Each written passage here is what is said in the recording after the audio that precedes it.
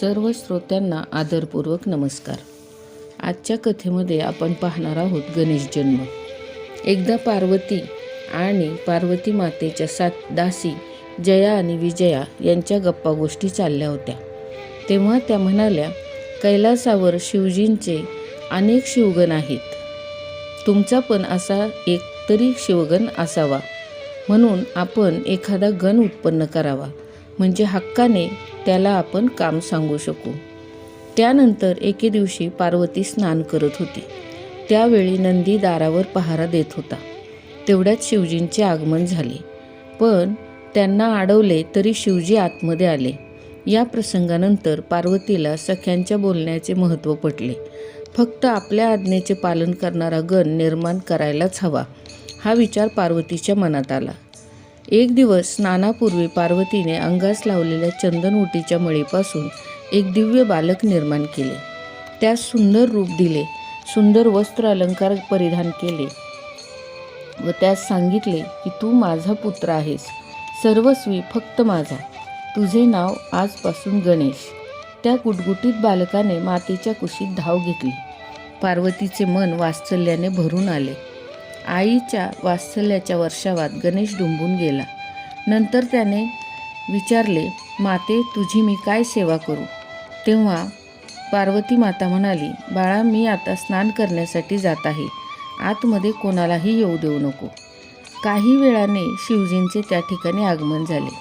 तेव्हा गणेशाने शिवांना अडवले व आत जाण्यास मनाई केली. पण शिवजींनी गणेशाचे काहीच ऐकायचे नाही असे ठरवले होते. त्यावेळेस गणेशाने त्यांच्या हातातील जो सोटा होता तो शिवजींच्या डोक्यात मारला.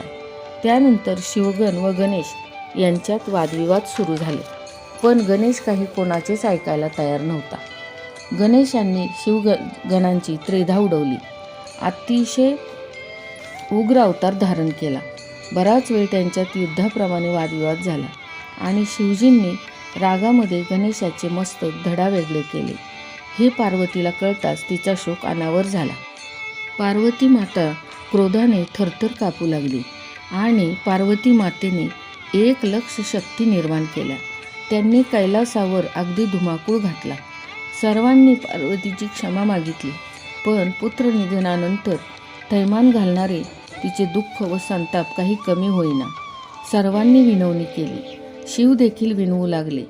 तेव्हा पार्वती म्हणाली, माझा पुत्र मला परत जिवंत करून द्या आणि सकल गणांचा तो अधिपती व्हावा असा आशीर्वाद आपण त्यास द्यावा, तरच माझा क्रोध शांत होईल. तोवर पार्वतीच्या या लक्ष शक्तींनी कैलासावर विध्वंस चालवला होता. पार्वतीचा क्रोध काही शांत होत नव्हता. शेवटी शिवांनी देवगणांना बोलवले आणि त्यांना सांगितले की उत्तरेला जा आणि त्या ठिकाणी जो प्राणी प्रथम तुम्हाला दिसेल त्याचे मस्तक घेऊन या. त्यानंतर देवगण उत्तरेच्या दिशेला गेले. त्या ठिकाणी त्यांना एक दात असलेला हत्ती दिसला.